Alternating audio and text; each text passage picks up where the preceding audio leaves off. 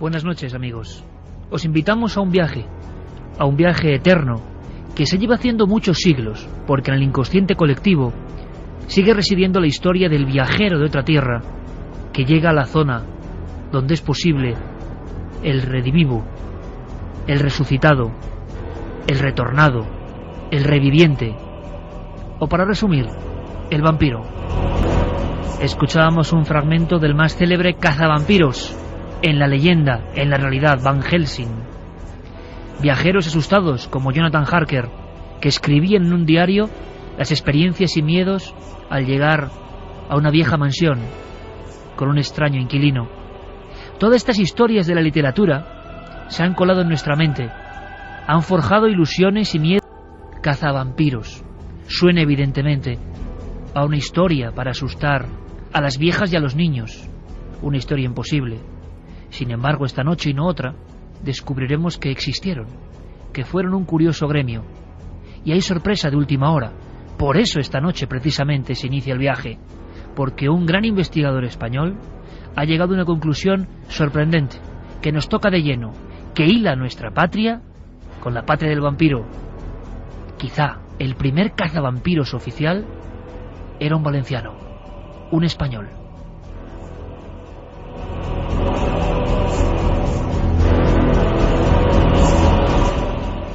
Javier Ríos, amigo, buenas noches. Buenas noches, Iker. Como siempre, un placer tenerte aquí en los micrófonos de esta nave radiofónica del misterio. He seguido muy de cerca tu investigación, autor del libro Vampiros, físico de formación, es decir, una persona escéptica, pero como tantos otros, enamorada del mito, la leyenda del vampiro, que es muy amplio, muy grande, que toca siglos y a muchísimas personas. Pero tu última investigación es realmente sorprendente. Tan sorprendente que casi en titulares podría resumirse así: Javier, el primer Van Helsing, el primer cazavampiros que actuó realmente, era un español, un valenciano. Sí, bueno, al menos el primer cazavampiros oficial, por decirlo así, porque además fue comisionado por el propio gobierno de la región en la que actuó, para actuar contra vampiros o contra personas que presuntamente eran vampiros en ciertas aldeas. Y bueno, pues de esos informes que tenemos de oficiales del ejército que se ocupaban de estas leyes, sobre todo para dejar tranquila a la población que evidentemente entraba en un estado de pánico. Y bueno, pues descubre, de momento tengo un nombre que suena, luego iremos hablando de ello si quieres, de un famoso vampirólogo, yo creo que el más famoso vampirólogo, un benedictino que escribió un tratado sobre vampiros, Calmet, ¿no? En ese tratado encontramos una serie de relatos de vampiros, sobre todo procedentes de Centro Europa, y entre ellos hay un personaje curioso, un tal conde de Cabreras, que cuenta una historia a una persona que a su vez se lo comunica a Calmet por carta. Y bueno, curiosamente, investigando este nombre, que muchos investigadores pensaban que era italiano por aquello del nombre y la proximidad de las tierras italianas, pues mira, por donde resulta que es valenciano.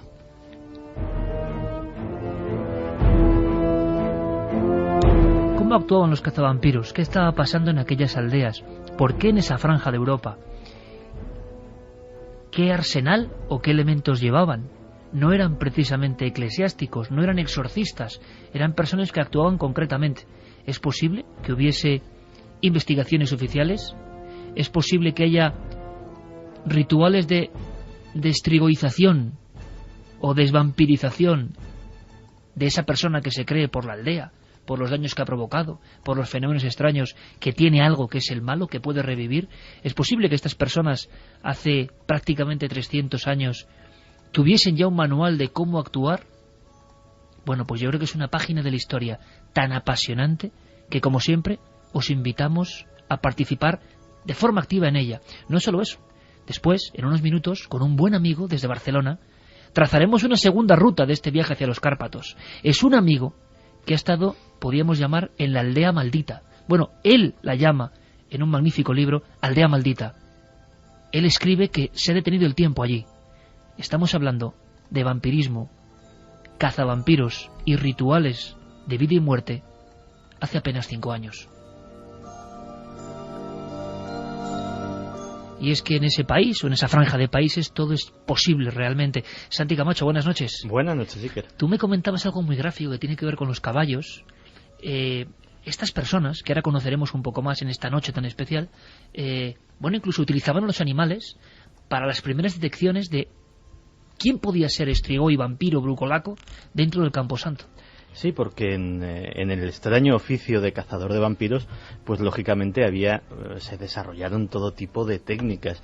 Una de las más curiosas era la forma de identificar dónde estaba la tumba de un vampiro, porque lógicamente en un cementerio no era fácil saber cuál podía contener a un presunto no muerto y cuál podía ser un cadáver absolutamente normal. Entonces se decía que el cazador de vampiros utilizaba su caballo y sistemáticamente iba pasando con él por encima de las tumbas de todo el cementerio. Dado que el caballo es un animal que suele tener bastante miedo en general a los depredadores y el vampiro mitológicamente es un depredador absoluto, pues cuando pasaba por encima de la tumba de un presunto vampiro, entonces el caballo se encabritaba y se negaba a pisar esa tumba. Esa era lógicamente la tumba del cadáver a exhumar. Si queréis conocer más datos, más experiencias, más nombres, tenéis documentos concretos que nos pueden ayudar, podéis participar. Carmen, buenas noches. Buenas madrugadas, Iker. Y para trazar una línea con el presente, con la más absoluta actualidad, luego os contaremos una noticia de ayer mismo. Ayer mismo, y la palabra vampiro, de alguna forma, en los titulares, viene del otro lado del mundo. Vías de contacto y una encuesta ya precisa para un tema inmortal, pero esta noche repleto de novedades.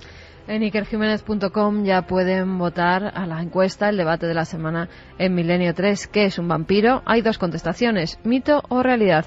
Por el momento la gente opina que un mito. Sigan votando. ¿En qué porcentaje? Pues en un 66,9%. Interesante. A estas horas un mito, ya veremos luego. Pueden seguir votando en la web de ikerjimenez.com y también nuestras vías habituales de contacto. Milenio3 con número @cadenaser.com 27699, palabra clave Milenio, espacio vuestros mensajes y también www.cadenaser.com. Además tenemos un regalo de lujo gracias a Vértice Cine que nos ha mandado 4 entradas y 4 camisetas de La otra hija, una película en la que un divorciado se va con sus hijos a una granja y ahí empieza a suceder todo tipo de fenómenos paranormales. La otra hija, 4 packs, camiseta y entrada. Y entrada. En cualquier cine de España, pueden entrar. Pues estos ecos musicales también nos retrotraen a historias de la historia que parecen pasadas, añejas y que siguen teniendo increíbles novedades. Por ejemplo, Javier Arrés empieza a investigar. Empieza a investigar, Javier, porque el caso que describe este conde de Cabreras, que quizá el primer cazavampiros oficial, es estremecedor. Cuéntanos cuenta la audiencia realmente. Nosotros ya lo conocemos, pero es increíble. Ese caso es una extraña ceremonia, una comida, y pasa algo.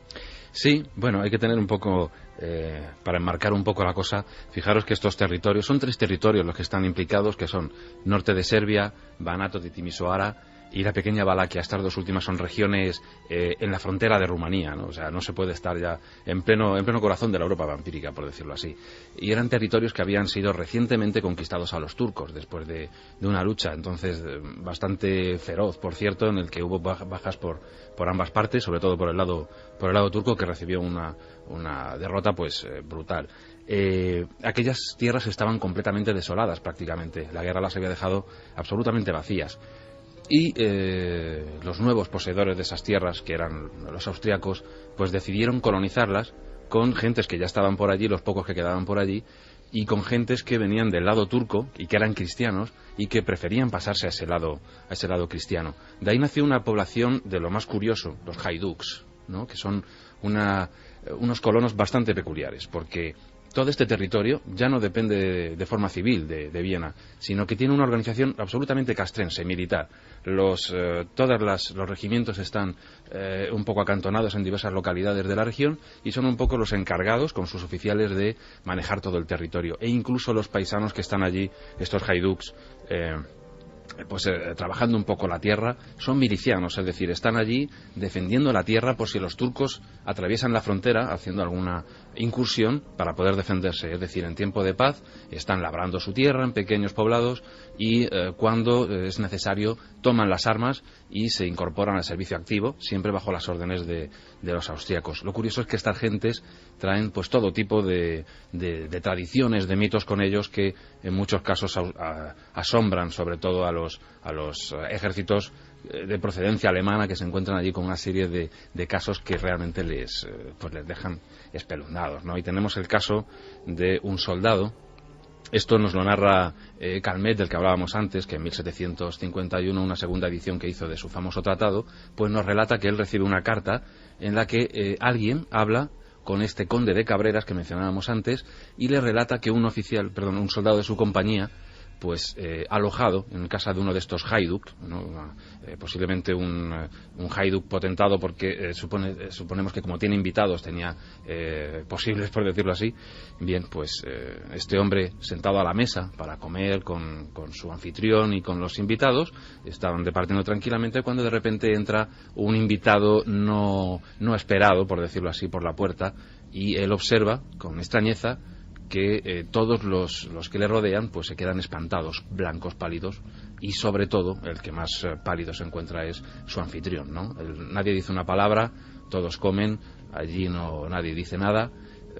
Él se supone que desaparece y al día siguiente se encuentra con que le dicen que su anfitrión ha muerto, y al preguntar que cómo es eso, pues le dicen que es que la persona que ayer se sentó a su mesa era su padre que había sido muerto y enterrado hacía 10 años. Aquí tenemos la extraña historia, aunque repetida en documentos, de un retornado, lo que sería alguien que vuelve de la tumba en la creencia popular.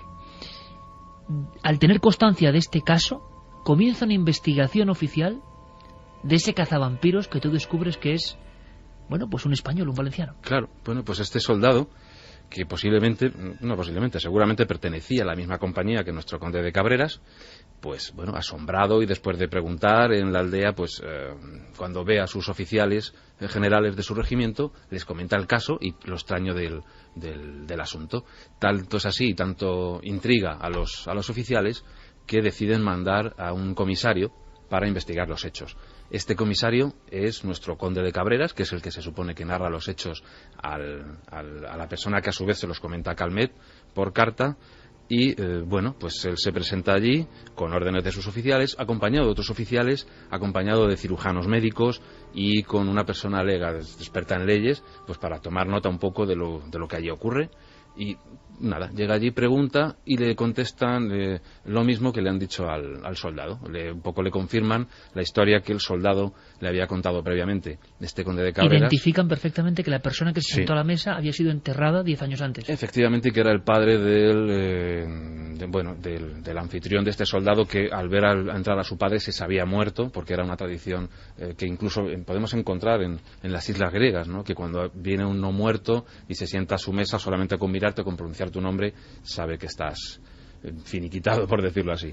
Pues este hombre no solamente investiga a la gente de la casa, pregunta por el pueblo, es decir, trata un poco de ver todo tipo de posibilidades a la historia que le han contado. Todo el mundo le confirma lo mismo, que sí, que la persona que habían visto, según los comensales, era el padre y esa persona que había muerto. Él investiga, el padre efectivamente había sido enterrado hacía 10 años y por lo tanto el siguiente paso que da es ir a comprobar si realmente ese no muerto está, como dicen esas gentes de ese lugar, incorrupto en su tumba. Abren la tumba, acompañado de los haiduks del local, y bueno, la sorpresa de todos es que, según aparece en el testimonio de esta gente, pues el cuerpo aparece incorrupto y mostrando los signos típicos de un vampiro, con todos los ojos, boca, digamos todos los orificios del cuerpo echando sangre.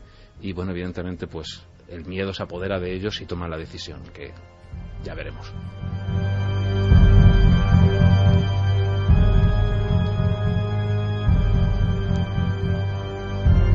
Es momento, Javier, del ritual. Exacto. ¿Qué ocurre?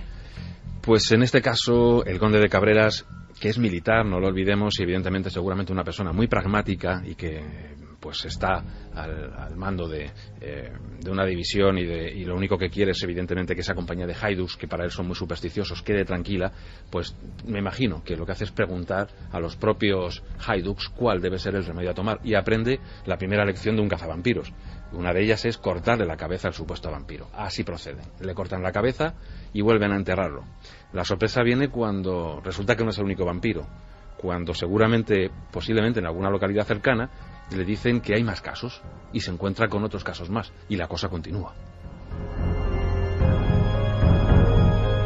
Y ahí tenemos a un personaje histórico, el conde de Cabreras, valenciano, enrolado en el mundo militar de esa Europa convulsa del Este, como investigador del mundo del vampirismo y teniendo que atajar lo que muy bien, como siempre contaba nuestro querido amigo Javier Arries, el miedo, el pánico, la sensación de que actúan sombras no solo de la mente sino físicas, personas concretas de carne y hueso están haciendo algo, y este hombre empieza también con su proceder, imagino acompañado de muchas personas, las más valerosas del pueblo, empieza a hacer cosas que hoy nos pueden parecer increíbles, pero que se ejecutaron allí. Sí, se ejecutaron y que luego serían repetidas y que forman, pues digamos que los grandes casos de la vampirología. Un modus operandi del cazavampiros. Sí, por aquella zona hubo la verdad es que hubo auténticas epidemias de vampirismo. Es decir, los haiduks en varias localidades se quejaban de que había gente, difuntos que les perseguían y que les mermaban las poblaciones de manera alarmante. Es decir, que en pocas semanas moría mucha gente.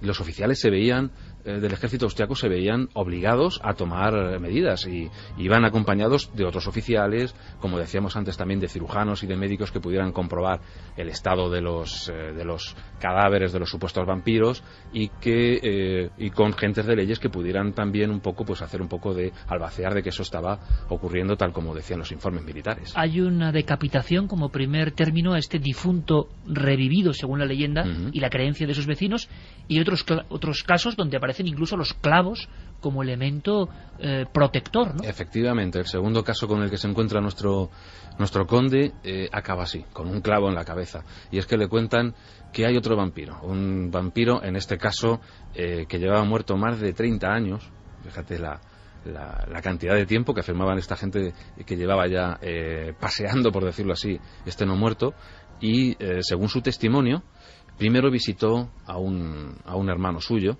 al que dio muerte inmediatamente, es decir, en cuestión de menos de 24 horas, el vampiro absorbía la sangre de su víctima y la dejaba cao prácticamente, la dejaba ya pues muerta.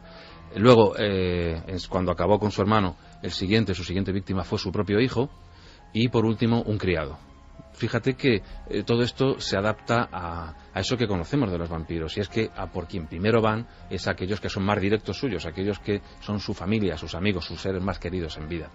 Y bueno, pues nuestro conde, evidentemente yo creo que vuelve a hacer lo mismo, vuelve a indagar en esa zona. Yo creo que incluso son poblados probablemente diferentes, quizá de etnias diferentes, porque ya no toma la misma precaución de cortar la cabeza, sino que toma otro método que es más propio de otras regiones, más al norte, que es plantar un clavo en la cabeza del supuesto vampiro, es decir, clavar un clavo de gran tamaño en la cabeza del vampiro. Este tipo de ejecución, por ejemplo, lo observamos en la República Checa, en cementerios como el de Čelakovice, un cementerio dedicado a los vampiros posiblemente del siglo X o XI, nos estamos remontando muy atrás, en el que aparecen ya cráneos con clavos, con cuchillos entre las mandíbulas, etcétera. Bien, pues seguramente, este nuevo poblado sería quizá de pobladores checos o alemanes o bohemios. Yo no sé ahora los miles de amigos, cientos de miles de amigos que están casi en nuestro carruaje, ¿verdad, Santi? ¿Verdad, Carmen? Un carruaje que me imagino yo con esas ruedas de madera, casi chirriando por esos puertos, que hay que imaginar lo que era el viaje en Europa del Este en aquella época. Javier, estamos hablando las intervenciones de este cazavampiros español que tú recuperas para la historia, y lo sé bien después de meses de investigación, de consultar legajos, documentos concretos de personas importantísimas que reinaban sobre toda esa zona. Es muy curioso porque nos da la sensación de que todo esto formaba parte de una realidad que nosotros, o que en la Europa más occidental apenas se podía creer. Pero estamos hablando de que algo debía ocurrir, algo debía pasar con estas personas. ¿Qué fecha le ponemos a las intervenciones del conde de Cabreras? ¿De qué época estamos hablando? Pues estamos hablando de las siguientes fechas. En principio, no podemos determinarlo exactamente, pero podemos tratar de adivinar un poco o dejar una franja un poco más concreta. El conde de Cabreras cuenta estas historias en 1730. En una ciudad que ahora mismo está en Alemania, que es... Friburgo, ¿no? Exacto, en Friburgo. Y es 1730 la fecha que nos da, y dice que ocurrieron como 15 años antes. Entonces, si pensamos en que hubo la guerra entre los austriacos y los turcos, esta guerra que comentábamos en la cual los austriacos habían adquirido estos territorios, y que terminó en empezó en 1715, pues posiblemente entre esa fecha y 1730 se daría este caso, con lo cual sería de los primeros. Yo tengo una teoría, y es que en 1719 fue cuando fue nombrado conde, el conde de Cabreras, por el emperador, y fue a Viena, seguramente para que el propio emperador le condecorara con este título. Sabemos también que cuando acabó con estos vampiros, fue a Viena a explicarle al emperador qué cosas había ocurrido. Directamente él presentó sus credenciales de cazavampiros ante el emperador. Sí. Bueno, evidentemente, como militar que había intervenido en tan extraños hechos, sus propios oficiales le dijeron: haz un informe y ve a contarlo directamente a la corte, estos extraños sucesos que ocurren en ¿Y sabes, en la frontera? Javier, en tu seguimiento con documentos diferentes de emperadores, de legajos donde se menciona este conde, yo creo que, en fin, para el mundo de la upirología, el vampirismo, esto es un giro importantísimo, o no giro, sino un detalle que a nosotros nos cala, ¿no? Porque era una persona de Valencia, regresó a España, sabemos algo de sus días, acabó harto, digamos, de ese mundo que tenía que ser terrible, y volvió a su tierra, ¿o no?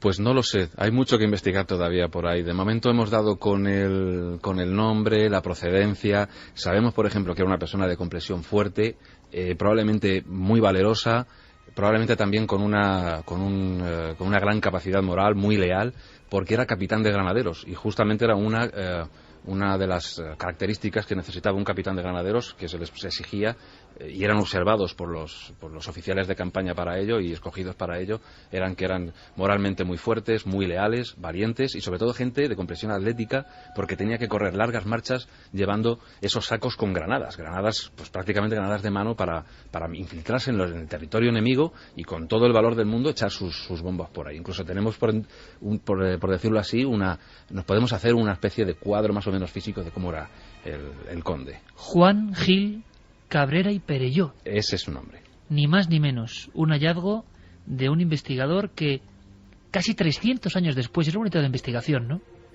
Le resucita como si fuese un vampiro, pero un vampiro bueno, imagino. Sí. Y le devuelve, o le da casi la inmortalidad, porque son muchos 300 años, y ahora sabemos más. Valenciano y cazavampiros. Pero es que hay muchas cosas que queremos combinar en este viaje en el que ya vamos todos. Estamos atravesando esas increíbles montañas donde se escribe en la piedra la historia antropológica de un pueblo.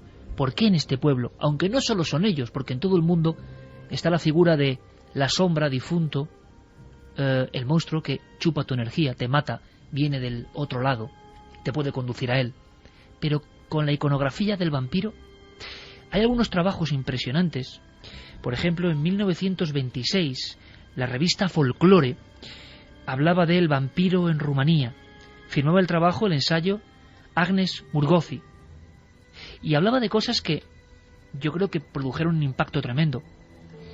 Hace unos 15 años, en la aldea de Amaraste, al norte de Dolj, murió una anciana, madre del campesino Dinu Georgita. Tras unos meses, los hijos de su hijo mayor empezaron a morir, uno tras otro, y luego los de su hijo menor.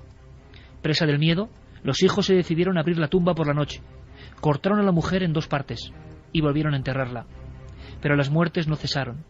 Abrieron la tumba por segunda vez. ¿Y cuál no fue su sorpresa? El cuerpo estaba intacto, sin la más mínima huella de profanación. Tomaron el cadáver, lo llevaron a un bosque y lo depositaron bajo un árbol situado en un lugar apartado.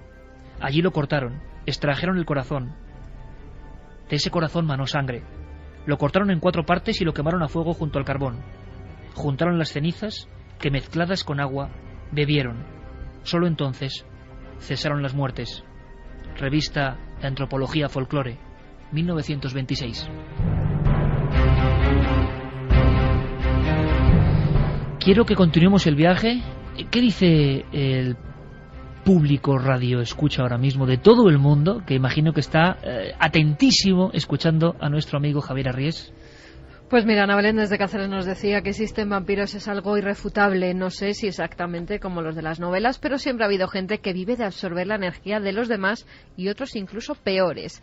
Alberto nos comentaba valenciano y caza vampiros. Ya sé por qué está el murciélago en muchos emblemas de la comunidad valenciana.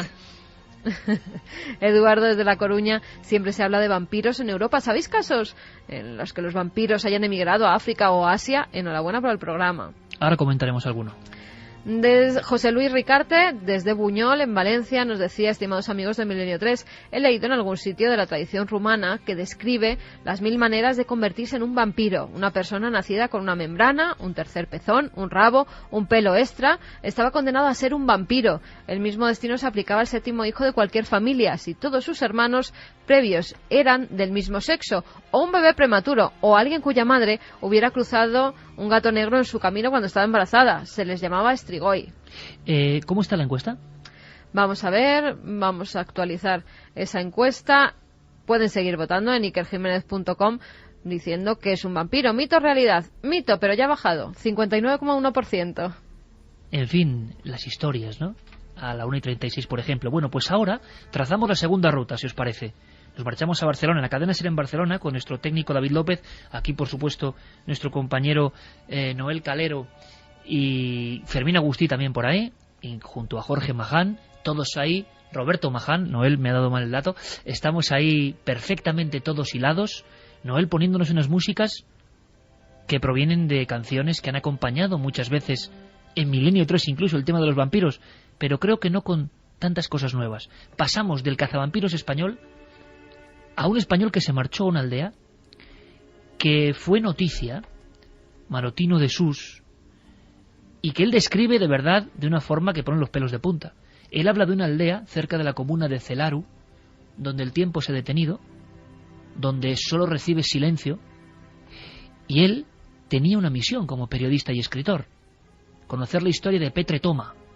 Petre Toma, en la víspera de Navidad del año 2003, había sido aniquilado como vampiro. Al parecer se había aparecido, o aseguraban que le habían visto vagando por unos parajes después de muerto. Había sido víctima de un ritual de cazavampiros en ese pueblo, ya en enero del 2004.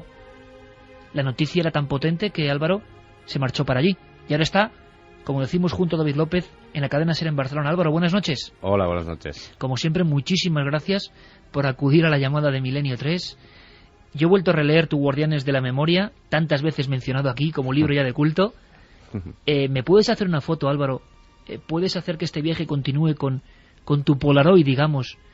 Porque yo no sé si impresiona tanto el caso, que impresiona, como tu descripción de ese lugar, donde, claro, es que uno puede volver a creer en los vampiros. En ese pueblo uno puede volver a creer en vampiros, ¿no, Álvaro? Sí, ciertamente. Esto fue una noticia muy breve que publicó El País en el 2003 que decía que se estaba haciendo un juicio en Rumanía por unas personas que habían profanado una tumba, digamos, y habían hecho toda suerte de perrerías al difunto, digamos, convencidos de que era un vampiro y que tenía que hacerle, pues bueno, arrancarle el corazón y una serie de rituales, ¿no?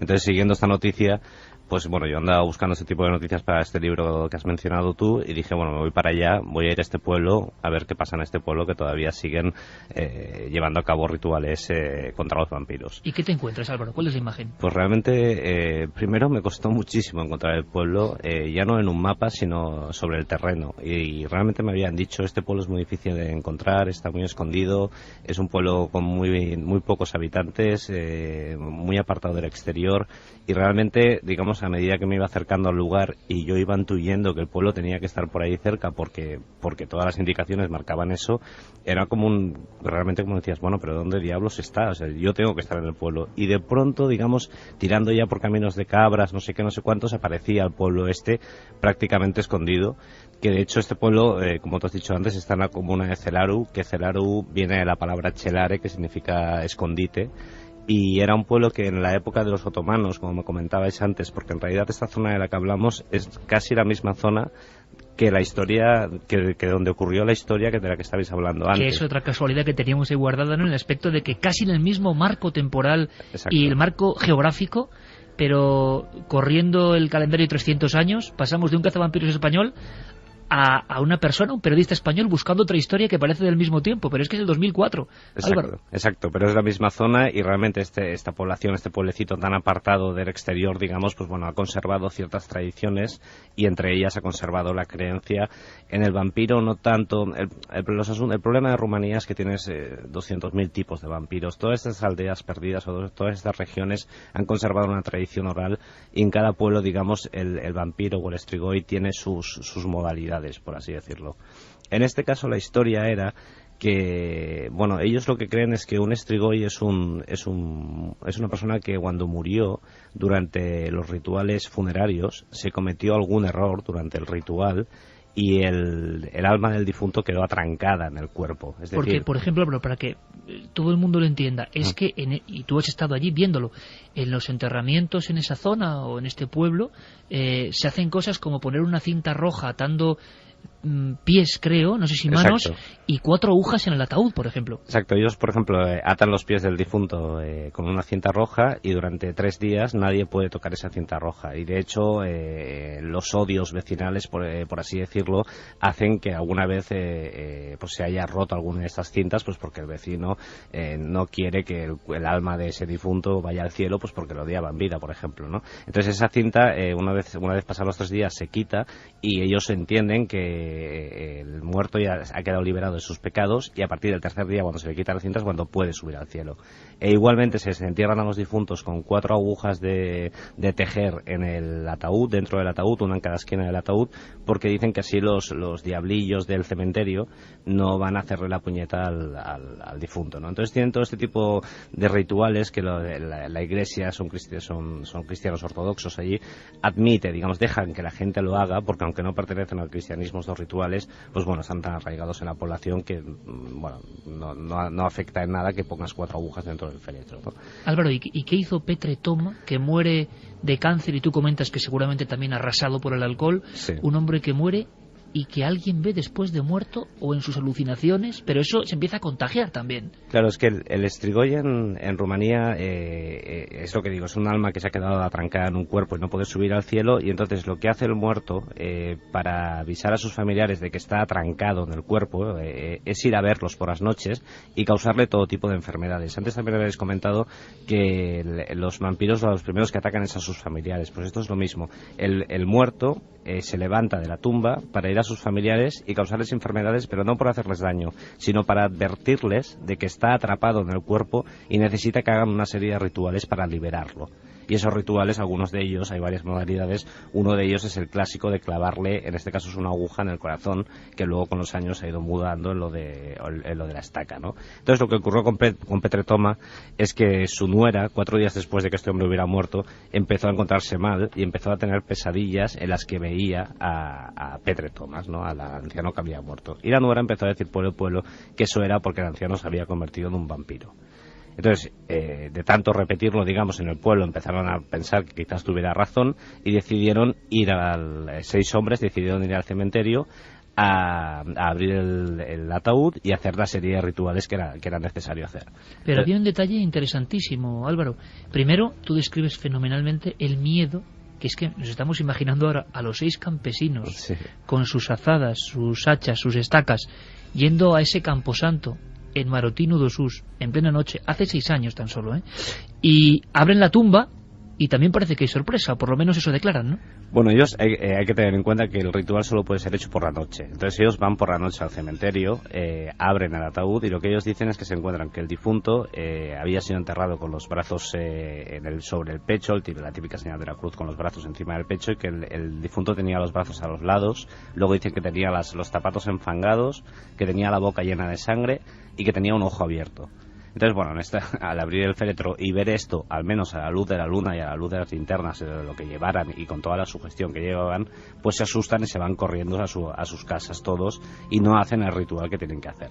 O sea, el ritual es abortado por la visión de la tumba de Petretoma y, según parece, Álvaro, incluso algunos de ellos estuvieron rezando oraciones toda la noche, otros acurrucados, y las propias mujeres que habían encargado también ese ritual les obligaron a regresar de nuevo, creo que el día 9 de enero del 2004. Exacto, un par de días después las mujeres diciendo, bueno, nuestros maridos no se han atrevido a matar al vampiro, pues tenemos que animarles. Entonces les dieron, que estas son las partes un poco grotescas del asunto, pero les dieron una botella de aguardiente a cada uno de ellos, y cuando se lo hubieron bebido les dijeron, vale, pues ahora os vais todos al cementerio y acabáis con el vampiro, porque esto no puede ser, el vampiro no puede estar libre por ahí. Entonces lo que hicieron ellos es irse al cementerio, ya bebidos y por tanto con más coraje, cogieron al difunto, le clavaron una horquilla en el pecho y le arrancaron el corazón, que es lo que según su tradición lo que hay que hacer. Se llevaron el corazón a un cruce de caminos, en el cruce de caminos hicieron una fogata con carbón, quemaron el corazón, las cenizas las esparcieron en un cuenco de agua y le dieron a beber del cuenco de agua a todos los familiares del difunto. Estamos hablando del 2005. Estamos reproduciendo, Santi, Javier, le dejamos un poco de pausa a Álvaro, con esta fenomenal crónica, que a mí por lo menos me pone la carne de gallina, porque ya no es entrar, incluso en la pregunta que nosotros siempre lanzamos, ¿no existen los vampiros? Esto sí que existe, es que esto es una verdad como un templo que ha pasado. Luego cada uno que interprete con sus claves antropológicas, sociológicas, pero esa gente creía en lo que estaba haciendo, y como bien dice Álvaro Colomer, era el 2004, enero, es que es ayer. Y es curioso, Santi y Javier, se repite el ritual que acabamos de leer de la revista que reproduce también Álvaro, Folclore, año 26. Cruce de caminos y beber la ceniza. ¿Qué clave hay ahí? ¿Por qué? Pues la medicina del propio veneno. El propio veneno se supone que es el que cura la enfermedad. Por ejemplo, en algunos casos de los que ocurrían en el siglo XVIII, algunos de los vampiros se suponía que se habían restregado con sangre de un vampiro que les había atacado antes. Uno de los casos, por ejemplo, típicos es el de una mujer en una de estas aldeas que comentaba que cuando era joven y estaba en el lado turco, pues se había embadurnado después de haber sido atacada por un vampiro con la sangre del vampiro. Otro de los casos dice que comió tierra del vampiro. Y fíjate que incluso en los Estados Unidos, en pleno siglo, ya prácticamente en pleno siglo XIX, todavía había en algunos sitios, se consumía las cenizas de los corazones de aquellos que habían muerto pensando que eran vampiros para tratar de librar de la enfermedad a aquellos familiares que mostraban los mismos síntomas, que generalmente eran pues tuberculosis. Es que las enfermedades son muy importantes, hay que tener en cuenta que nosotros en la iconografía que tenemos del vampiro siempre nos imaginamos lo mismo, las dos marcas en el cuello, etcétera, etcétera, pero los indicios pueden ser muy diversos cuando entras en el terreno. Fíjate que una de las cazas de vampiros más multitudinaria y probablemente de las últimas bien registradas que hay, que fue en la isla de Lastovo, en el Adriático, que se montó una realmente importante, con todo el pueblo montando patrullas ciudadanas de caza de vampiros. Algún inocente cayó por medio y bueno, la histeria todo se desató por una epidemia de diarrea que en aquella época causaba una deshidratación absoluta y provocaba la muerte.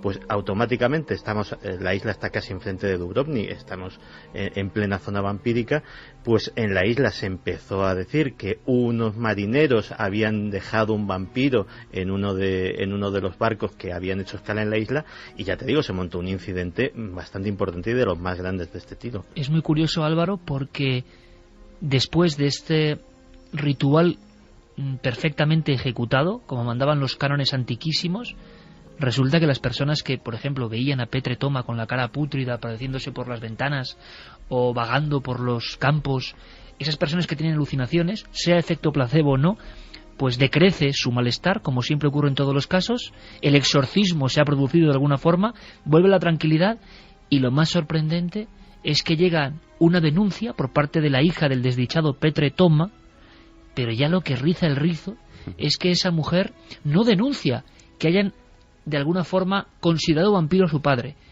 le hayan hecho el ritual de destrigoización, hayan afirmado que realmente es un muerto que no ha muerto y que vaga. Lo único que parece que preocupaba a la hija de Petre Toma, y esto fue noticia en toda Europa, es que no estaba el corazón, lo habían quemado, y por lo tanto había ya problemas por si había que hacer algún otro tipo de ritual, ¿no?, con esa víscera. Claro, esta mujer había abandonado el pueblo y vivía en la ciudad, digamos, más cercana. Entonces, cuando ella se enteró de que le habían hecho todo este ritual a su padre, pues montó en cólera y les advirtió de que los iba a denunciar delante de la policía.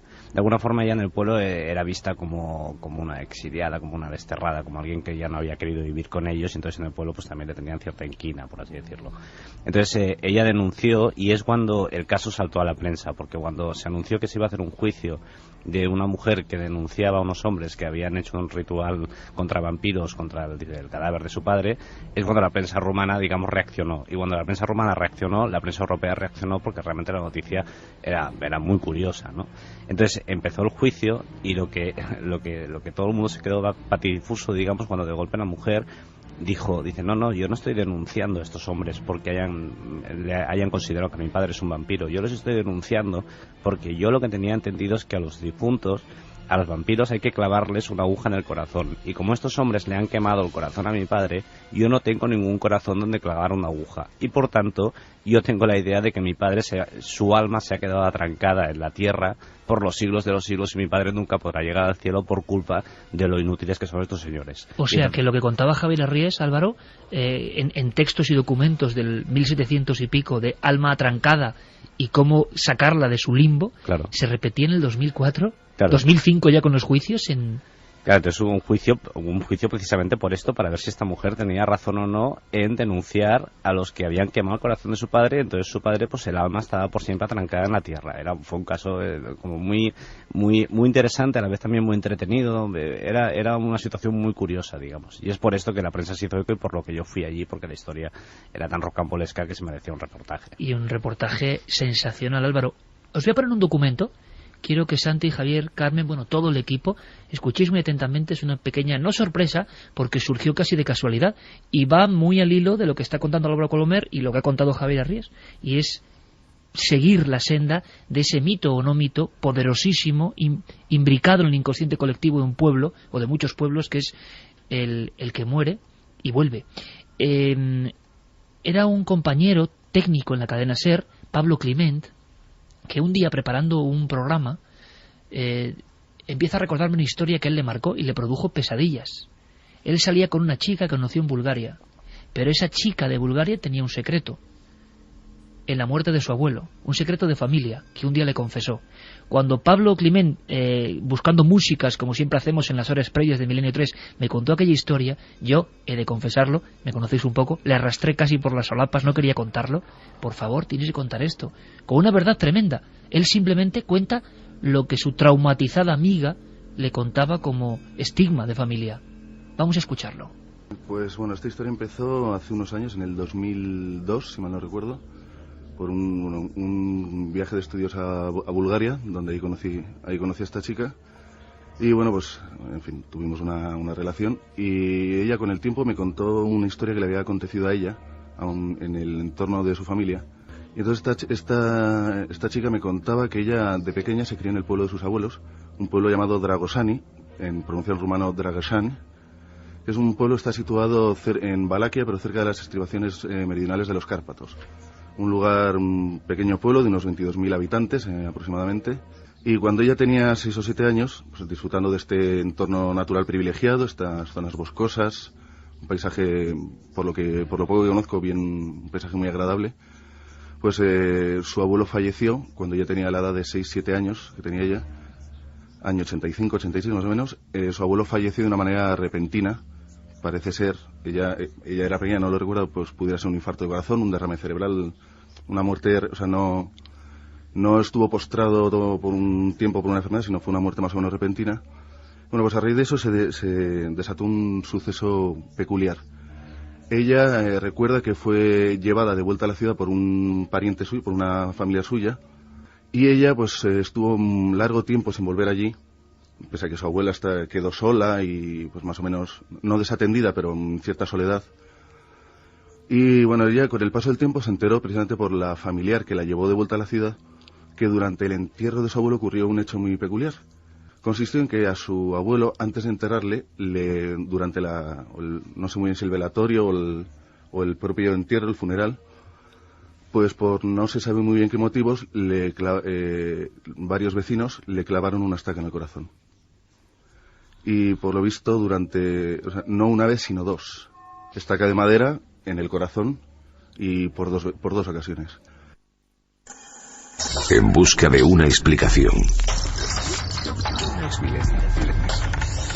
Iker Jiménez, Milenio 3.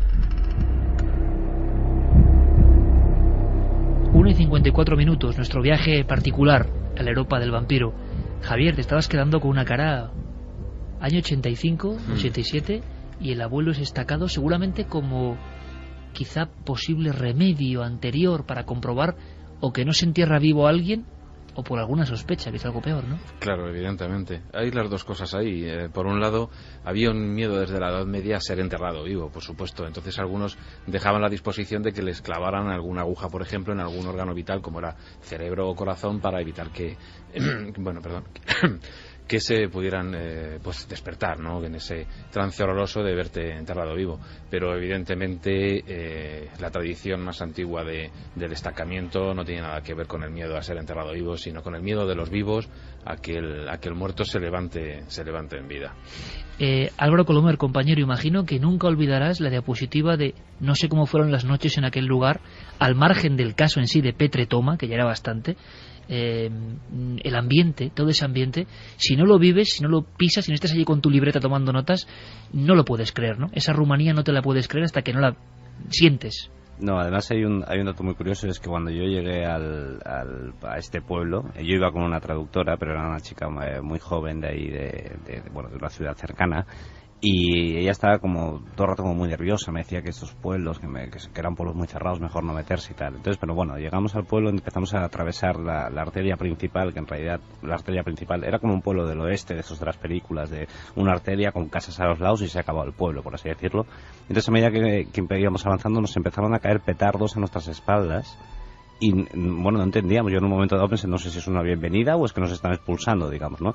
Y entonces al cabo de un rato apareció el alcalde o algo parecido a un alcalde y me dijo, dice, oye, ¿quiénes sois? Porque la gente se está tirando petardos y tal, y esto es cuando no es una señal de lárgate de aquí, no queremos que estés aquí, digamos, ¿no? Entonces, claro, tú llegas a un pueblo y ves que todo el mundo, a la medida que tú avanzas, va tirándote petardos desde las casas, desde las vallas de las casas a tus espaldas.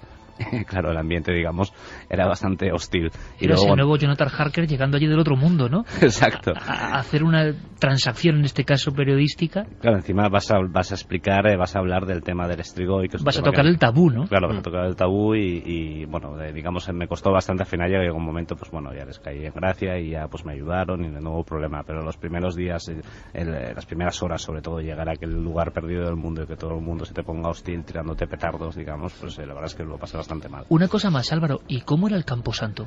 Hemos visto algunas fotos, algunas imágenes difusas, pero ¿cómo era el lugar donde fue exorcizado este Strigoi, supuesto Strigoi Petre Toma? Imposible llegar. O sea, intenté ir al Camposanto 2 veces y me salían al paso y me decían que ni se me ocurriera traer al Camposanto, que yo no era bienvenido al Camposanto. Entonces no llegué a entrar al Camposanto. O sea, mantenían su tradición. Sí. Lejana de extranjeros. Sí. Vaya historia. Es Álvaro Colomer, yo creo que una firma de reconocido prestigio en el mundo literario, en el mundo periodístico, pero que de vez en cuando disfrutamos de él en temas como Chernóbil o esta investigación absolutamente increíble y tantas otras que espero que continúen y que siempre tendrán, si él lo desea, altavoz aquí en nuestros programas. Un fortísimo abrazo, compañero. A vosotros y gracias otra vez. Cerrando el paso, Santi, al Camposanto, ¿eh? Vaya escena. Es que estamos hablando de que los vampiros, ya veremos si son mito o no, como dice nuestra encuesta, pero el cazador de vampiros no lo es. Estamos hablando de zonas donde eso había gente que era preparada desde niña y que tenía que tener unos condicionantes. Una tradición muy bonita era que tenían que ser sabatianos, tenían que haber nacido en sábado, y entonces cuando un niño sabatiano nacía se procuraba darle unas gotas de sangre de una oveja matada por un lobo, de tal manera que eso era como un sacramento que le investía al futuro niño como futuro cazador de vampiros. Bueno, como el tema es tan apasionante, yo creo que vamos a cortar un trocito de la segunda hora que viene con otra historia increíble, un lugar del que se está hablando ahora mismo, el Valle de los Caídos. Nosotros no vamos a hacer lo que todo el mundo hace, me imagino, que es meterse en temas de políticas y demás, que por fortuna este programa está libre de ese otro vampirismo que es el de la política, vampiro terrible. Y nosotros vamos a hablar de ese lugar como lugar simbólico, como lugar con secretos, como lugar con historias tremendas y muy poco conocidas. Hablan de que en principio pudo ser una gran pirámide, una especie de locura o no. Bueno, vamos a contarlo con nuestro amigo David Zurdo, que va a estar aquí, pero te pido Javier, que te quedes un poco, porque hay muchas preguntas, muchas cuestiones, y hay que saber algo más de ese oficio de tinieblas, los cazavampiros.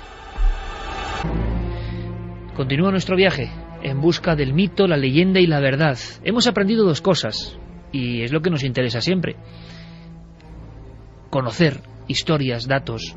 La investigación de Javier Arries, autor del libro Vampiros, físico, investigador, comunicador, llegó hasta documentos de Carlos VI, si no me equivoco, emperadores de Austria, de toda la zona de Austria-Hungría, para llegar a saber que el primer cazavampiros posiblemente que se vio enfrascado en unas historias dignas de la novela era el conde de Cabreras, y hemos dado su nombre que resuena hoy, que resucita hoy para un montón de personas: Juan Gil Cabrera y Perellós. Perellós. Ahí está el documento, 1714-1730, la horquilla.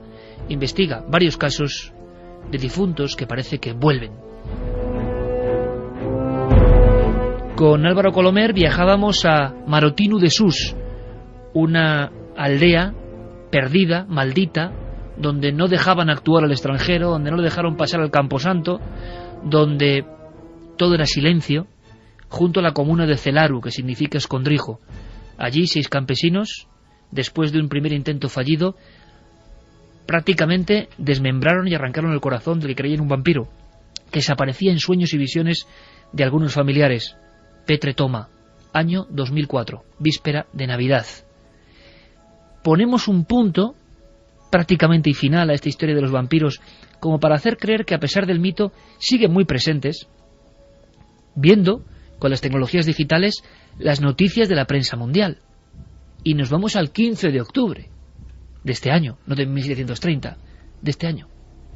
Nos vamos hasta Arizona, donde una pareja de un chico de 24 años y una chica de 21 pues tenían a una persona indigente, una persona sin hogar, que durante unos días lo dejaron vivir en su domicilio. A cambio, ¿qué pedían? Beber su sangre. Cuando esta persona, después de intentar ser asesinada porque se negó a darles ya más sangre, le cortaron con un cuchillo, él logró escapar, y cuando denuncia ante la policía les cuenta toda la historia, que eran muy fanáticos de las series, de las películas vampíricas, y que ellos mismos habían querido probar la sangre humana, y él, al negarse, después de haberle dado durante días pues varias veces de beber de su propia sangre, decían que en el brazo hacían una especie de corte y ellos chupaban de esa sangre, pues que le han intentado asesinar, y ahí es donde ha quedado la noticia, en Arizona. 15 de octubre, repito, o sea que el mito, impulsado por las películas, los libros, pues está ahí, más vivo que nunca, tan vivo como la sangre humana. Sabemos que hay, y lo hemos contado en este mismo programa, historias vampíricas en todo el mundo y desde el principio de los tiempos prácticamente.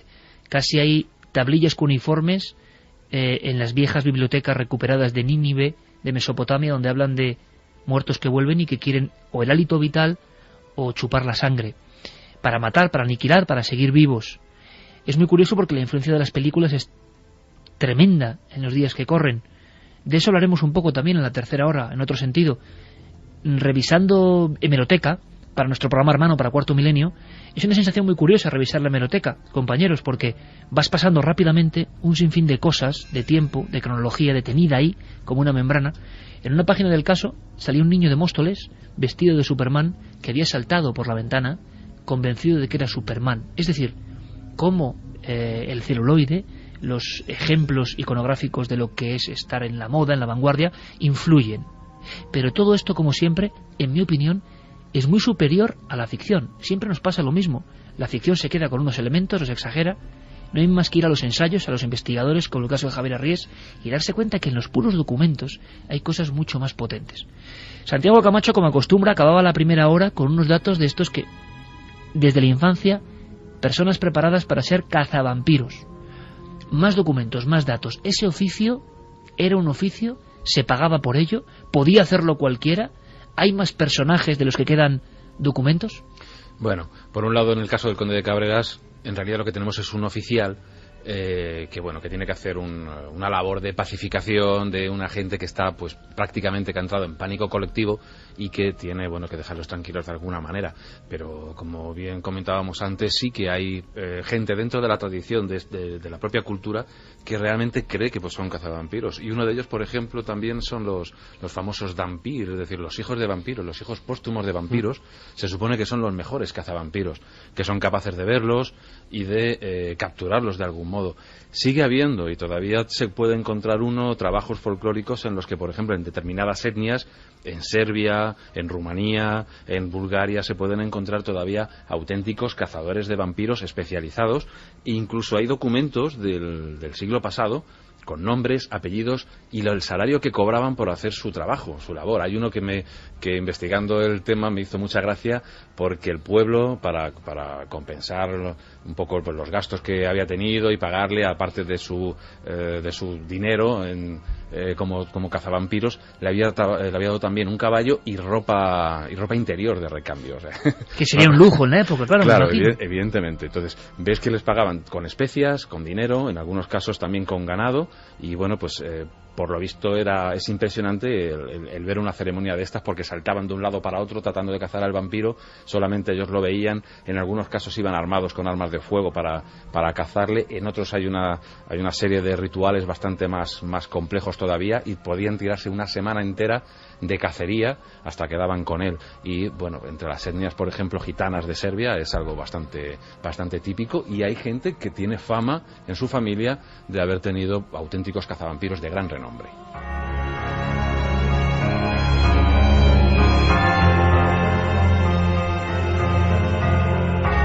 Nuestro viejo carromato, lleno de leyendas, de historias, de imágenes, de fotografía, empieza a descender los puertos de los Cárpatos, casi tocando el cielo, siempre con el suelo embarrado con esa lluvia fina, con cruces a veces de piedra, marcando muertes dramáticas o marcando la leyenda de que aquí se apareció un vampiro.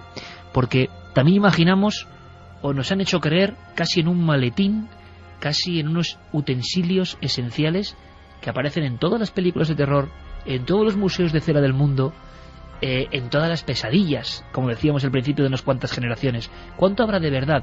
El Conde de Cabreras decapita y utiliza un clavo que atraviesa la sien. ¿Sabemos algo más de otros elementos? Pues fíjate que hace relativamente poco, en el célebre sitio de subastas eBay, se intentó vender y se vendió un auténtico maletín de cazavampiros. Y es que las técnicas efectivamente eran de lo más variadas. Sobre todo llaman la atención no tanto las técnicas de ejecución como las técnicas de detección. Una de las cosas, por ejemplo, que no podía faltar en el maletín del cazavampiros era una buena provisión de sal o de ceniza para esparcir alrededor de las tumbas y ver si había pasos delatores de que en alguna de ellas había un no muerto. Pero fíjate que estamos hablando de cosas que parece que ser muy antiguas. En 2005 la Universidad Nacional Autónoma de México hizo un curso de cazavampiros, un curso universitario, obviamente orientado para folcloristas, para antropólogos, pero en el que se daban absolutamente todas las claves conocidas de este oficio. Debió de ser una asistencia apasionante, desde luego. Javier, y ya por último, antes de escuchar algunas preguntas y saber cómo ha quedado un poco, cómo va esa encuesta, ¿Cuándo desaparecen? Así como los vampiros han desaparecido en la bruma del tiempo, y sin embargo el cine y la cultura popular los mantiene vivos, inmortales, con la sangre fresca siempre. Siempre el vampiro vuelve, y la famosa frase que dice que el gran poder de esta figura reside en que nadie o casi nadie cree en su existencia, pero su éxito social es abrumador. Bueno, pero las figuras como los cazavampiros, que no tienen sentido en un mundo mecanicista como el actual, ¿cuándo languidecen? ¿Cuándo se empiezan a disolver en el tiempo estos curiosos exorcistas?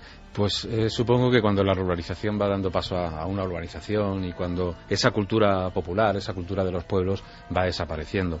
Pero insisto, evidentemente nuestra cultura urbana donde va a ir a parar es generalmente a las ciudades. Nuestras cámaras están siempre orientadas a las calles de nuestras ciudades, y en ese otro mundo que apenas conocemos pero que es la mayor parte de la tierra, en los campos, eso sigue existiendo, y de vez en cuando nos enteramos por cosas como la de Marotino de Sus, pero siguen ahí.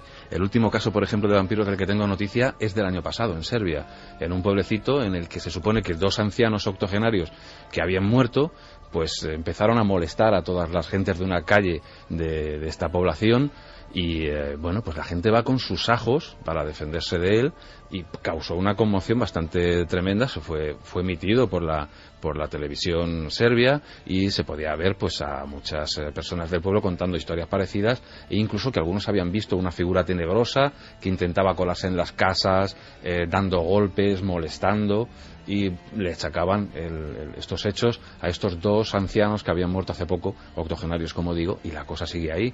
Y insisto, todavía se pueden ver por ahí en algunos documentales etnográficos gente que te dice o te comenta cómo hace para acabar con vampiros, es decir, que el oficio continúa.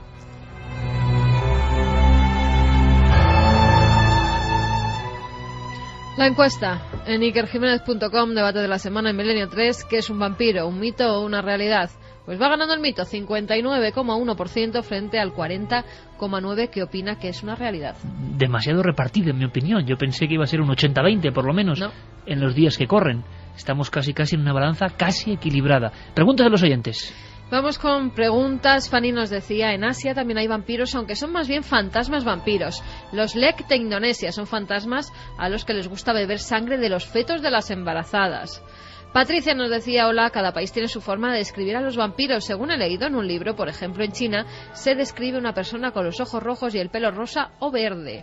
Jordi desde Tarragona, en el pueblo de mis abuelos, donde veraneaba, había una fuente donde contaban que por la noche salía sangre e iban a beber unos niños que vivían en el bosque. Nos tenían aterrorizados. Bueno, vaya leyenda, porque eso es una leyenda evidentemente, pero cómo la memoria popular puede generar cosas que, en mi opinión, lo vemos luego en un guión de Hollywood y decimos, qué maravilla, ¿no? Los niños del bosque beben agua de la fuente de sangre, pero esto es en un pequeño pueblo de Tarragona, ¿no? Jordi nos escribe desde Tarragona, a ver si nos puede escribir diciéndonos qué pueblecito es ese. Sprom decía, los auténticos cazadores de vampiros todavía existen en la República Checa, se llaman Krusnik y permanecen como sociedad secreta.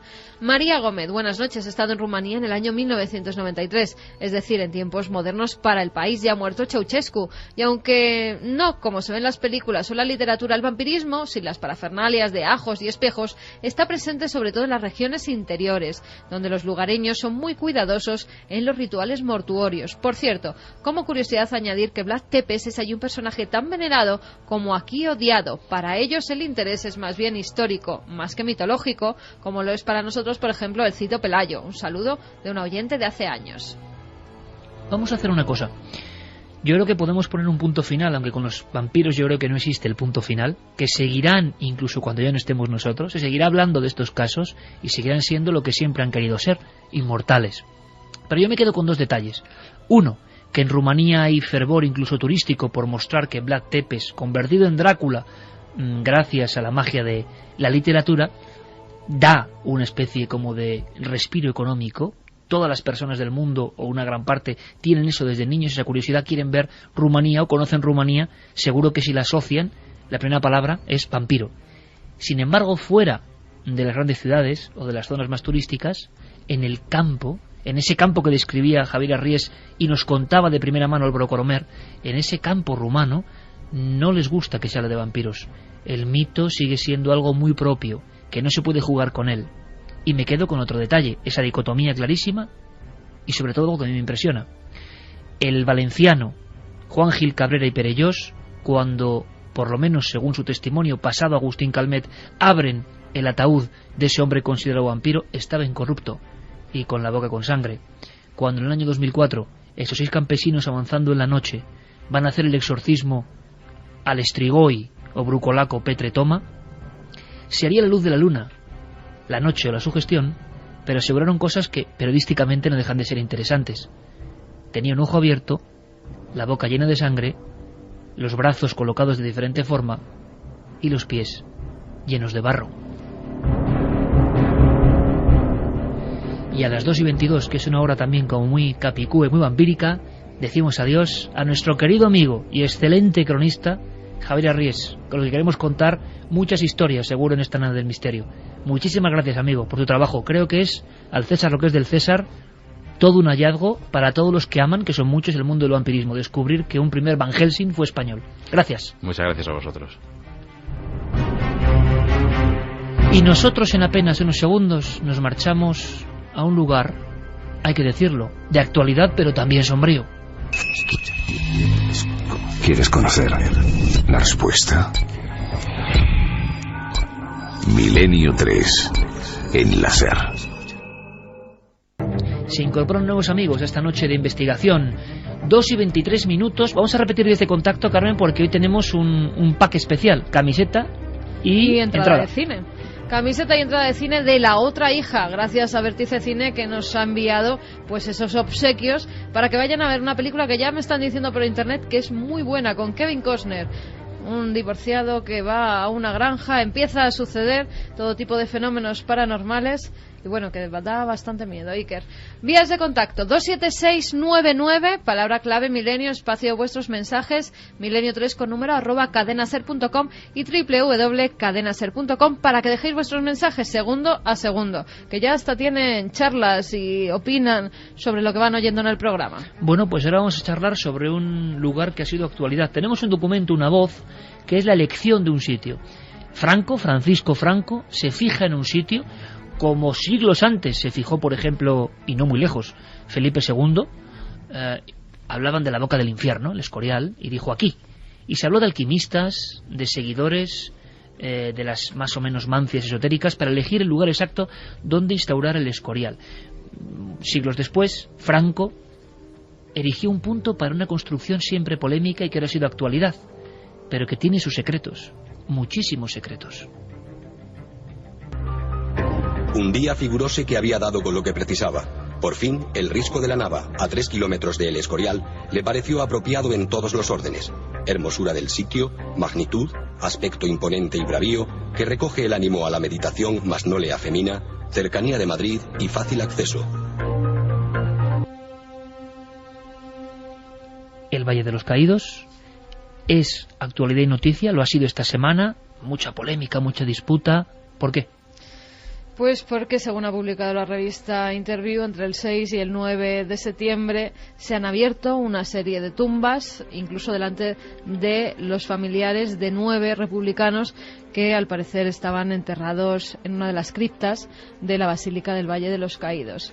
El gobierno, por su parte, dice que no es así, que lo que se está viendo es en qué estado se encuentran esas criptas, esas tumbas, para intentar recuperar algunos de esos cadáveres, pero que no se han tocado en ningún momento los restos óseos de los cuerpos. Ahí viene la polémica. Gente que opina que se está profanando tumbas en el Valle de los Caídos, y por otra parte el gobierno que se defiende diciendo que lo que se va a hacer es una restauración en esas fosas. Datos concretos. Vamos a dar algunos datos, algunos números. Hombre, todo el mundo imagino que conoce el lugar, aunque yo también creo que hay muchas personas que nunca han estado allí. Elementos para hacernos una foto mental ahora mismo. Pues es construido entre 1940 y 1958 en el paraje del Valle de Cuelgamuros. Se levanta según un proyecto de Pedro Muguruza y Diego Méndez. Es decorado, entre otros, con monumentales esculturas por Juan de Ábalos. Unos 20.000 presos republicanos, según algunas fuentes, construyeron la abadía, diciendo que allí se iban a enterrar tanto republicanos como nacionales que habían perdido la vida durante la Guerra Civil. El conjunto pertenece al Patrimonio Nacional desde 1957, año en que empieza a ser visitado por el público. Francisco Franco ordena su construcción, está enterrado allí, junto a José Antonio Primo de Rivera. También hay dispuestas en 8 capillas, una de ellas es la que se ha abierto ahora, restos de otras, según calculan, 33.872 personas. Hay algunos que dan datos exactos, otros hablan de 40.000 o más. Todos lucharon en la Guerra Civil Española. Sobre la basílica hay una cruz que se alza de 150 metros de alto, una de las cruces más grandes del mundo, que se puede ver incluso a 40 kilómetros de distancia. En la explanada se encuentra la entrada a una cripta, que tiene 262 metros, se excavan 200.000 metros cúbicos, y fíjate, decían que en la época se dio hasta una cifra que era lo que había costado. 1.000 millones. De la época. De la época. El nodo, hablaba de la inauguración de este lugar, siempre se ha acompañado del término faraónico, y quizá tenga mucho más que ver con el sentido profundo de este Valle de los Caídos, que vamos a recorrer con otros ojos, los ojos de la investigación, y aunque parezca mentira, del misterio. Levantada como gratitud al Altísimo para recoger los restos de quienes dieron su vida por la patria, se alza la gran basílica de la Santa Cruz del Valle de los Caídos. Su excelencia el jefe del Estado, en unión de su esposa, abandona el templo inaugurado en el 20º aniversario de la victoria y en el que se ha celebrado un solemne funeral. Bueno, pues el nodo, ¿no? También sintonía de un tiempo, evidentemente. ¿Qué ocurre? Que al transcurrir de las décadas van surgiendo trabajos con diferentes perspectivas. Hay algunos ya desde casi la mismísima muerte de Franco que hablan del Franco desconocido. Podéis opinar, claro que sí, yo creo que es un tema candente. Y si habéis estado en el Valle de los Caídos, y yo pediría, por favor, al margen de cuestiones meramente políticas, ¿no?, que son las que trata todo el mundo, no es porque no sean importantes, sino porque aquí nos gusta ir un poquito más allá. Sensaciones. ¿Qué sensaciones os ha dado ese lugar? Me gustaría que lo contaseis en las vías de contacto. Pero como digo, desde el principio, desde que muere Franco, hay libros que hablan, por ejemplo, por qué Franco no fue masón, es uno de los clásicos, y luego van surgiendo otros trabajos como Franco Top Secret, también, de Leste y Pedrero, y uno que tengo en las manos, La vida secreta de Franco, que apareció hace ya unos cuantos años, prácticamente un lustro. Lo escribían Ángel Gutiérrez y David Zurdo, El rostro oculto del dictador, y claro, muchos elementos de magia, mediumidad, esoterismo, masonería, y también las claves ocultas, podríamos decir, de esta faraónica construcción. Pues nuestro carromato, que ha pasado por Valaquia, Transilvania, la zona de los Cárpatos, se convierte en una nave que planea por esa cruz gigantesca que nos contaba Carmen, esa inmensa cruz. Hay muchos secretos debajo de esa cruz, ¿verdad? David Zurdo, buenas noches, amigo. ¿Qué tal? Buenas noches, claro que hay muchos secretos, sí. Una alegría tenerte aquí, David, por cierto. Pues muchísimas gracias, por supuesto, yo encantado. David Zurdo, uno de los escritores reconocidos del mundo, no solo del misterio, bueno, sí, de todo lo que significa el misterio, de la investigación, nos ha legado historias maravillosas. Recomiendo encarecidamente, también lo hace nuestro compañero Javier Sierra, al que mandamos un abrazo, su novela 97 segundos, ahí lo dejo. Pero bueno, un libro diferente, un libro duro, un libro con Franco en la portada, Vida secreta. Empezamos el viaje. Yo no soy subterráneo, David, porque hay elementos que nos tienen que llamar la atención. Por ejemplo, tú pones en tu libro, en vuestro libro, no solo cosas interiores que la gente yo creo que no conoce, sino que esto iba a ser, por ejemplo, una pirámide, una gigantesca pirámide, en vez de la construcción que hoy todos hemos visto y visitado. Bueno, en realidad fue un proyecto que no tuvo directamente influencia de Franco. Lo realizaron 3 personas, 3 falangistas que estaban en Madrid durante la Guerra Civil, y que después le plantearon a Franco para llevarlo a cabo. Porque Franco, eso sí, tenía, nada más empezar la Guerra Civil, ya tenía la intención de crear un monumento a los caídos. Cosa bastante curiosa, parece que lo tenía previsto desde antes de que hubiese los propios caídos, ¿no? Eso sí, antes habéis comentado que en el Valle de los Caídos hay muertos republicanos, restos de muertos republicanos y también nacionalistas, pero la idea de Franco era que solamente fuesen de su bando. Fue el general Moscardó, el famoso defensor del Alcázar de Toledo, el que le convenció de que también hubiese republicanos, porque ya digo, la idea de Franco original no era desde luego que los hubiera. Bueno, pues esa pirámide se diseñó quizá no para estar en el lugar actual donde está el Valle de los Caídos, en el Estarisco de la Nava, pero Franco realmente, por lo visto, nunca llegó a aceptar demasiado ese proyecto. Sin embargo, el Valle de los Caídos auténtico, el que está donde está actualmente, tampoco tenía una cruz en origen como símbolo supremo y colocado justo encima de la cripta, sino que lo que se pretendía era dejar solamente la forma piramidal de ese cerro que está, de que está horadado para llegar a la basílica, y en la parte frontal, en lugar de simplemente una explanada enorme como hay ahora de 4 campos de fútbol, colocar un lago en forma de cruz, que también con todos los elementos que recuerdan un poco a lo egipcio, a lo herreriano, también en cierta medida. Bueno, pues todo esto, la verdad es que nos da una idea de que toda esa mezcla de simbología, desde luego, está ahí presente, igual que lo está también en el Escorial, o en la cuestión curiosa.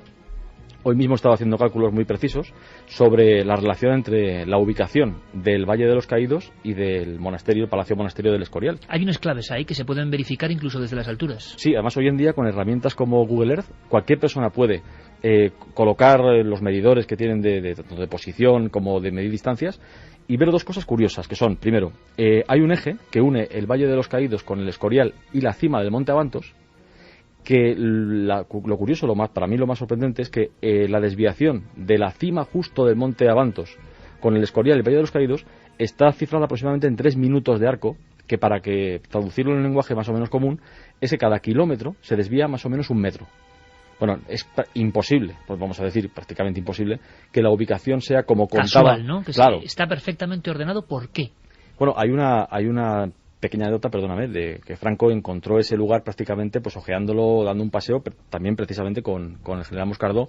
Es totalmente imposible que localizándolo a ojo pues llegasen a ese punto. Yo creo que la ubicación tiene una relación directa de buscar ese parangón que Franco tenía con Felipe II y con lo pétreo, esas enormes construcciones de granito, que bueno, en el caso del Escorial son hacia lo alto, y en el caso del Valle de los Caídos son una gruta, una basílica horadada en la piedra de esos 262 metros, prácticamente la longitud del Titanic. O sea, digo, para que se vea un poco más largo que la Basílica de San Pedro, aunque no consagrado en su totalidad, para que no sea más extenso.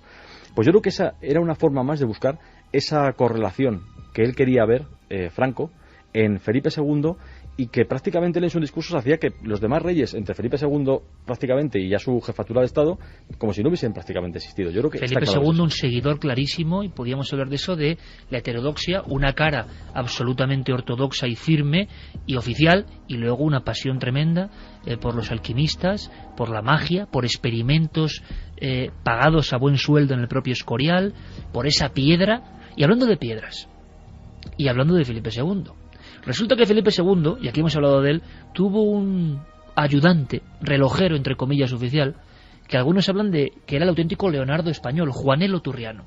El mismo hombre que ideó autómatas sorprendentes, el mismo hombre que, si veis a Toledo, amigos, Toledo siempre merece una visita, vais a ver que una de las calles principales es la del hombre de palo.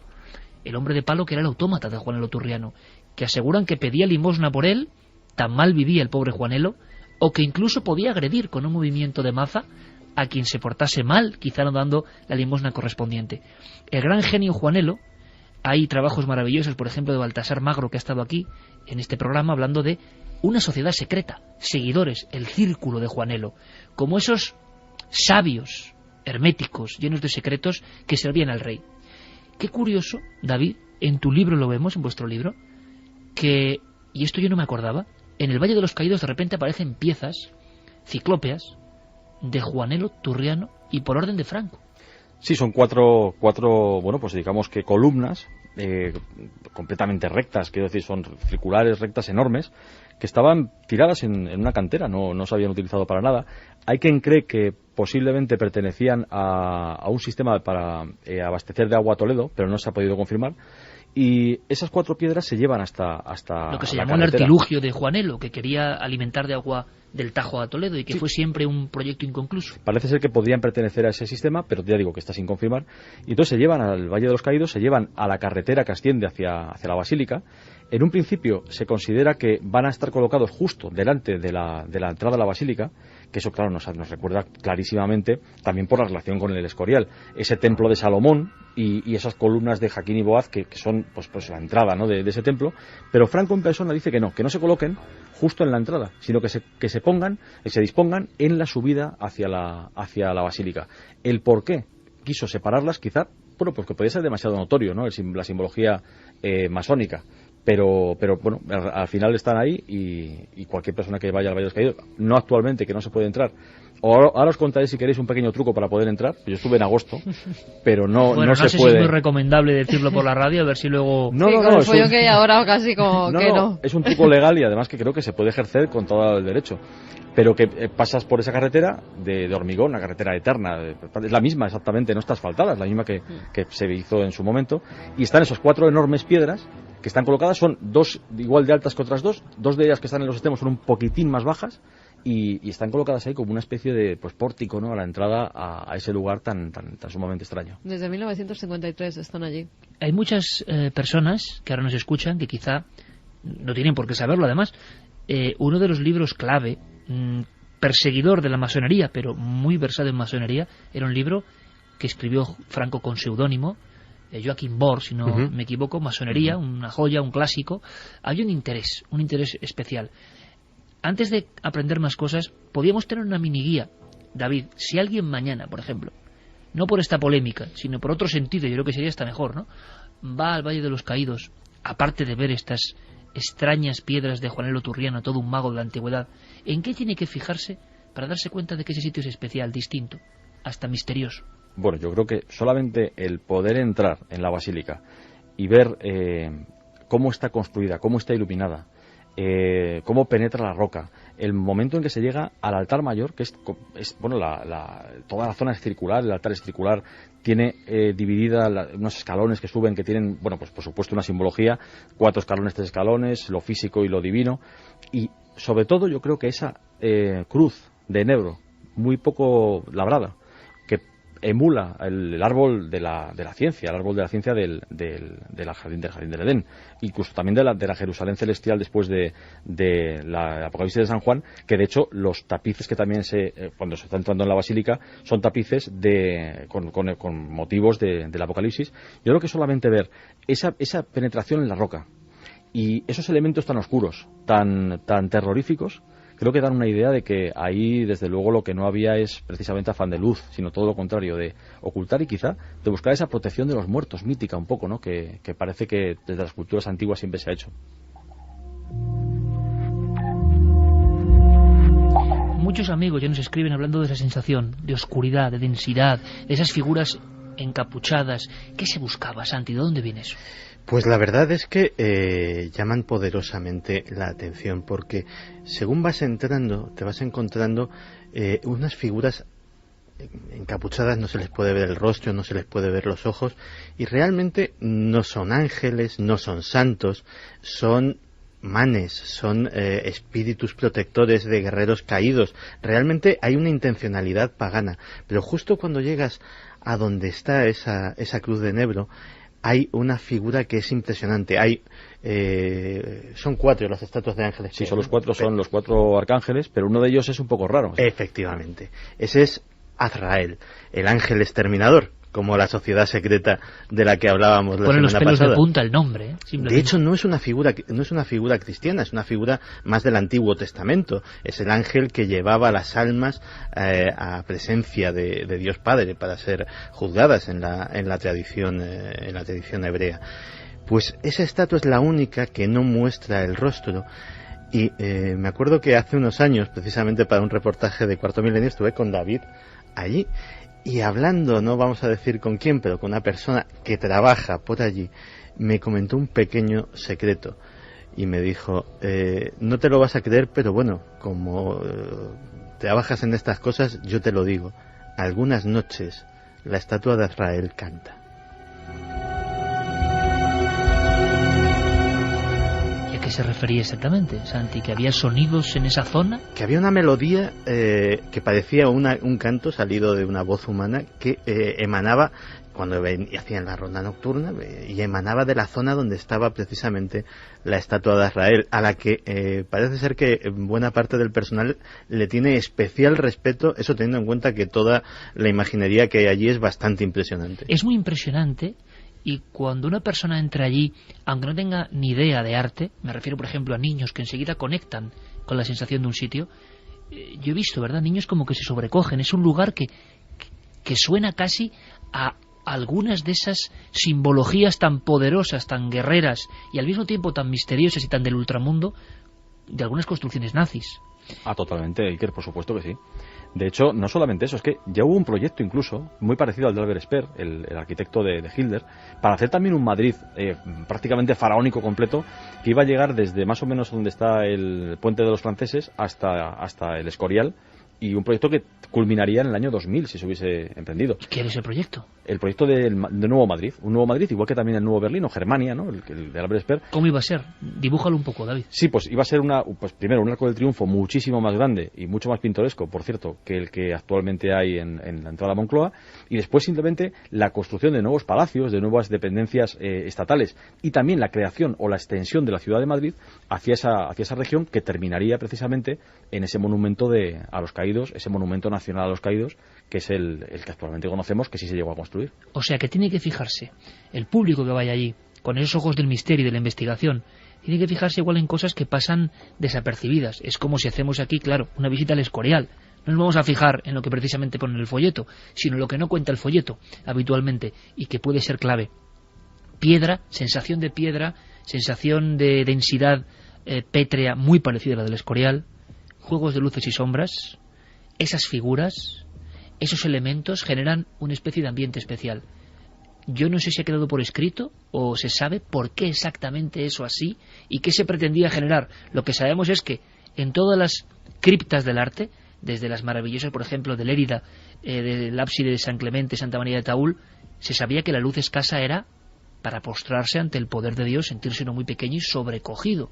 De otra forma no es posible. Más elementos para el buscador del misterio en este lugar.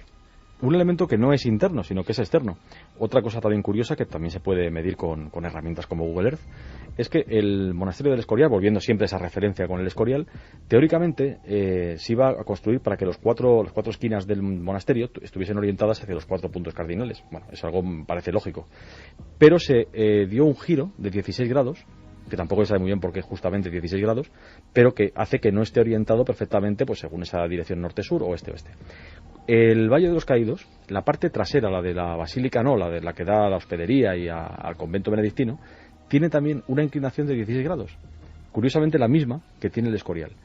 Y claro, 16 grados uno puede pensar que puede significar, pero si utilizamos la numerología, a la que, por supuesto, Felipe II y sus cabalistas, astrólogos, etcétera, estaban muy versadas en ella, el 6 más el 1 suma 7. Nosotros podemos decir que 16 grados es el 22avo de la circunferencia completa de 360 grados. Y ese 22 dividido por 7 no deja de ser el número pi, que tiene relación, por supuesto, con el círculo, y que igual que la basílica del Valle de los Caídos es también circular, es más profana, más pagana que religiosa o que cristiana, bueno, pues ese círculo, ese sentido del número pi, también da un poco la sensación esa de la unión con lo divino y con lo perpetuo, lo eterno, lo que no termina, como el círculo. Son elementos que muchos amigos pueden decir, bueno, qué complicados, que parece ser que la arquitectura que sigue unos parámetros o códigos que nos parecen increíbles y que luego grandes ciudades del mundo, Santi, se han manejado, algunas ciudades tan famosas como Washington y otras, se han manejado por parámetros como se comenta David Zuedo, y que luego los investigadores a los que no creían lo han demostrado matemáticamente, y estaba ahí unas proporciones mágicas que los diseñadores conocían perfectamente, pero yo no sé si con el caso del Valle de los Caídos tampoco lo contaron, tampoco se hizo público todo esto. Y es cierto, todos tenemos en la mente por lo reciente pues el caso del Washington oculto que nos ha descrito en su novela tan magníficamente Dan Brown. Hay un Londres oculto, hay cosas, por ejemplo, como la aguja de Cleopatra, un obelisco egipcio que está justo al lado del Támesis, que no están colocadas donde están ni en referencia a otros monumentos porque sí, y hay una serie de relaciones que se podrían explicar y que sería ahora mismo muy prolijo. Es decir, no estamos hablando de un fenómeno aislado ni de una elucubración rara, estamos hablando de una constante, porque básicamente esto sucede además, pasaba en el Berlín que tenía proyectado Albert Speer, pasaba en el Valle de los Caídos, pasa en los fundadores de los Estados Unidos y pasa en el Londres victoriano, sobre todo en aquellos momentos históricos en los que alguien quiere crear un imperio que dure para siempre. Y parece que esos mismos rituales se van calcando. Están haciendo una nación poderosa, que en el caso de Estados Unidos estamos en pleno momento victoriano, en el caso de Londres, en que prácticamente el dominio británico se extiende por todo el planeta, y estamos hablando de dos sociedades de corte fascista, en el caso de Alemania y en el caso de la España de Franco, que pretendían un empuje nuevo nacionalista e imperial, que pretendían asegurarse de esa forma, ¿no? Pueden pensar algunos amigos como que Franco tenía esa conexión. Felipe II se ha descubierto y se han hecho muchos tratados, pero Franco también. Vamos a ver algunos datos. ¿Qué opina nuestro público? ¿Ha estado en ese lugar? ¿Qué sensaciones tiene? ¿Qué piensa? María del Carmen Iglesias nos decía: al entrar en la Basílica del Valle de los Caídos noté tal frío que tuve que salir casi de inmediato. Beatriz nos comentaba: yo he estado en el Valle de los Caídos y me encantó, además de que me dio una gran paz cuando pasé. Me parecía como si ahí no me pudiera pasar nada malo. Tony Pérez, ¿la Hermandad del Valle de los Caídos es algún tipo de sociedad secreta? ¿Hermandad del Valle de los Caídos? Yo primera vez que lo escucho. Yo también. Bueno, David también. Si no lo saben Santi ni David, Javier, que todavía sigue por aquí, tampoco, ¿verdad? Pues yo creo que es difícil que ellos no lo sepan, desde luego. A lo mejor en alguna novela aparezca algún día. Creo que el Escorial, el Valle de los Caídos y su palacio hacen una línea recta geográfica perfecta. Sí, si utilizamos, te digo, la cumbre del Montabantos, porque claro, necesitamos 3 puntos para buscar una colinealidad, porque si no, 2 puntos obviamente se pueden unir siempre, claro. Jaime desde Alicante: el Valle de los Caídos me produjo sensación de ser un lugar de poder tremendo, aturde, se respira una triste tranquilidad. Billy Bob, ¿perteneció Franco a la misma sociedad secreta a la que pertenecía Hitler? Seguimos con algunos mensajes más y ahora comentamos, si queréis en titulares, las claves del Franco esotérico. Daniel desde San Francisco: los ángeles encapuchados que hay en la cueva dan muy mal rollo. El lugar en sí desprende malas vibraciones. Qué mensajes tan distintos de uno a otro, ¿eh? Lugar de paz, de maravilloso, y lugar de malas vibraciones para otros. Javi Martínez: estuve en el Valle de los Caídos y me sentí muy mal. La sensación era de frialdad e incomodidad. Chus nos comentaba: hola equipo, gracias por estar en nuestras vidas todos los fines de semana. El Escorial es un lugar de poder igual que la ermita de San Bartolomé, el cañón del río Lobos y por supuesto el Escorial. Nos pueden seguir dando opiniones, Iker, en las vías de contacto milenio3 con número @cadenaser.com, www.cadenaser.com, y también 27699, palabra clave milenio, espacio y vuestros mensajes, que sorteamos 4 entradas y 4 camisetas de la película La otra hija. Vida secreta de Franco, rostro oculto del dictador, Franco Top Secret, libros que hablan de ese otro lado muy poco conocido. David, Santi, ¿podéis dar a nuestros amigos una serie de claves, de códigos? Porque esto sobre todo se publicó hace un lustro, hubo mucho interés, como todo en los temas del misterio va y viene, y yo creo que para entender lo que pasa en el Valle de los Caídos y para enraizar algunos códigos, es bueno saber que Franco tenía también otra cara, ¿no? Franco, por ejemplo, ese Franco protegido por fuerzas superiores que creían en Marruecos, cuando estuvo destacado allí, que esa baraca, que llaman ellos, estrella, vamos a llamarlo, esa protección que él la tenía, que Franco quiso ser masón, es algo que está confirmado, que intentó ser masón, cosa que además en su momento no era tan extraña como después él mismo, por culpa precisamente de Franco, hay una imagen de la masonería distorsionada seguramente hoy en día, en España al menos, pero él lo quiso serlo, y en una logia que además era de militares. Su propio hermano dicen que fue uno de los que intentaron evitar que entrase en eso, que era un hombre en absoluto religioso, pero que por su matrimonio con Carmen Polo y por cuestión política posterior, pues se acopló a ello y al final acabó yendo bajo palio, pero que era un hombre poco religioso. Un elemento que es muy interesante y que sorprende y que mucha gente no lo conoce. Yo hago un poco aquí de eso de la baraca, que en los países, sobre todo el norte de África, es estar con ángel, estar bendecido respecto, por ejemplo, a las balas del enemigo. Parece que muchos amigos se lo tomaban a guasa y que luego, como ocurría a Hitler, dijeron, algo tiene que pasar con este hombrecillo, que así aparece en algunos informes, por cómo se salva de las balas. Cuentan libros de importantísimos historiadores que Franco, como conocedor incluso de esa baraca, que yo creo que es una irresponsabilidad, hacía algunas acciones arriesgadas personalmente, convencido de que no le iban a dar.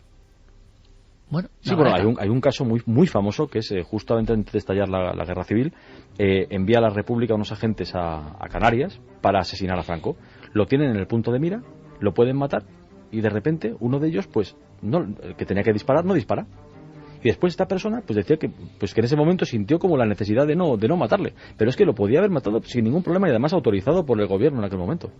Es que además la estancia de Franco en África marca mucho su vida.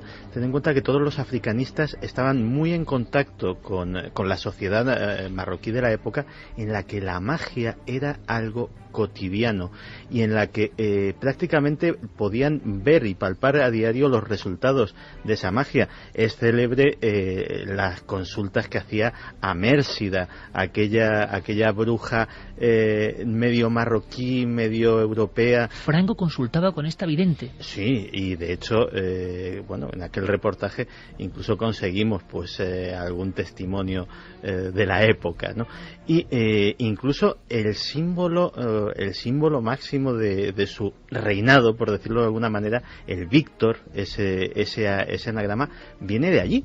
Viene de otro personaje, un judío sefardita, Corintio Haza, que era cabalista, experto en esoterismo, etcétera, etcétera, y que le diseña un amuleto, le diseña un talismán para que su cruzada tenga éxito. Y efectivamente sus propios colaboradores al principio no saben de dónde sale aquello, pero efectivamente durante los 40 años del régimen se vuelve un símbolo absolutamente omnipresente.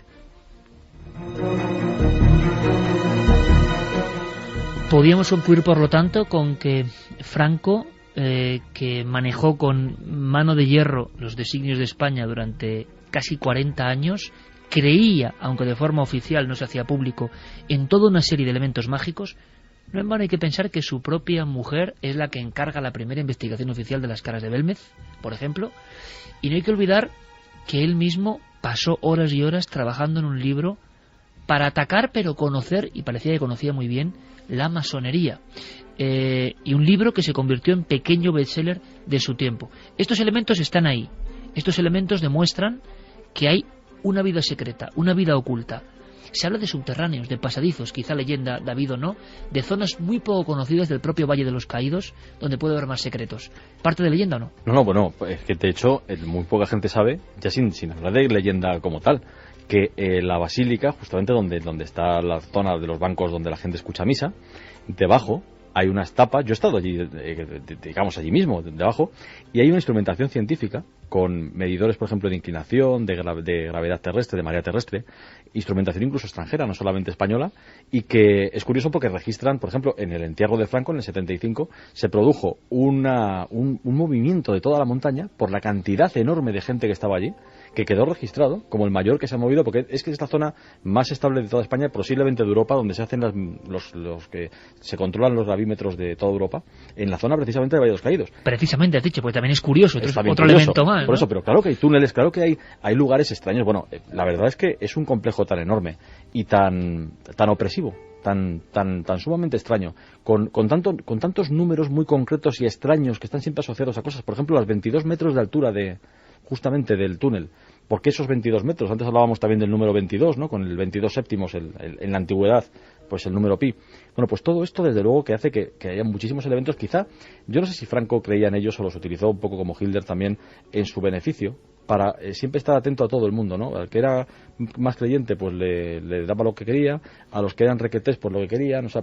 Yo creo que al final, porque Franco él mismo incluso reconocía que no era, en una frase que es célebre de él, decía que el movimiento suyo no era ni de derechas, ni de izquierdas, ni de centro.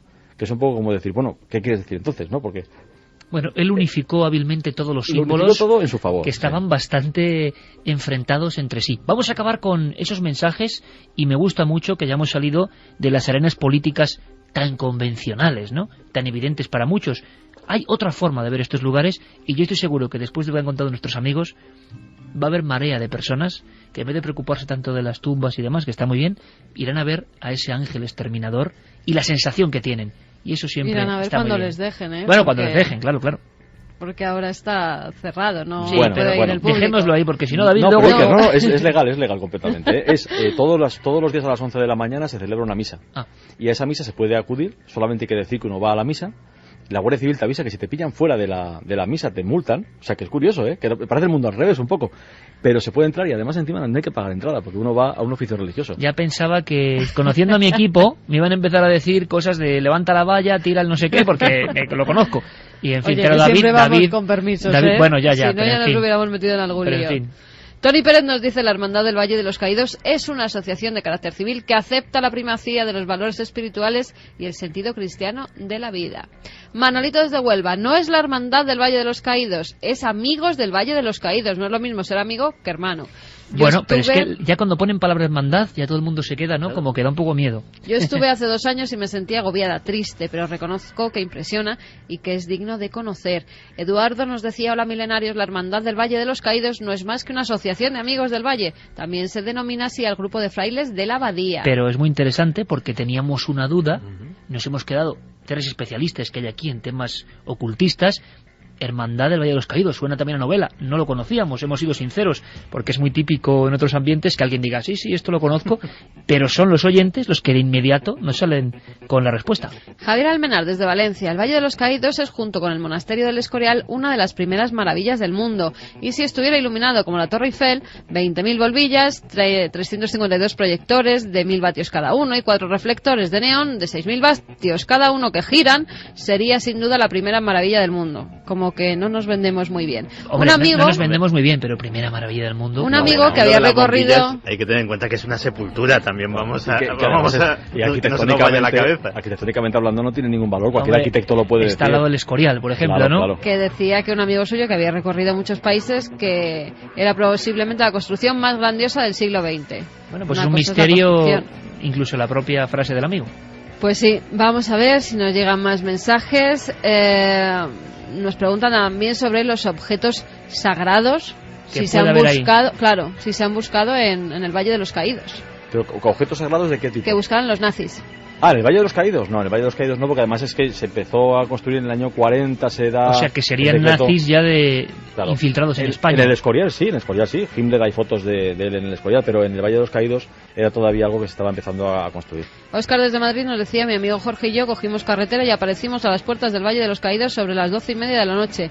A los 15 minutos nos marchamos con sensaciones terribles. Bueno, en fin, también hay mucho sufrimiento ahí, ¿eh? Hay libros maravillosos como el de Daniel Sueiro, Cómo se construye el Valle de los Caídos. Hay historias de auténtico esclavismo y de sufrimiento, quizás se pueda sentir. Lo que hemos sentido es información nueva.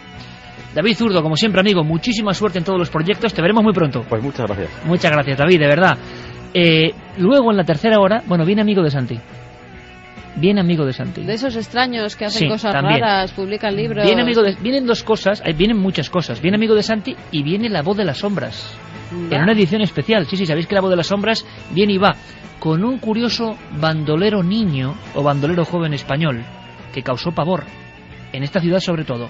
Todo eso y mucho más, después de las noticias, con un sinfín de cosas que os van a sorprender. Continúa el viaje de Milenio 3 en la SER.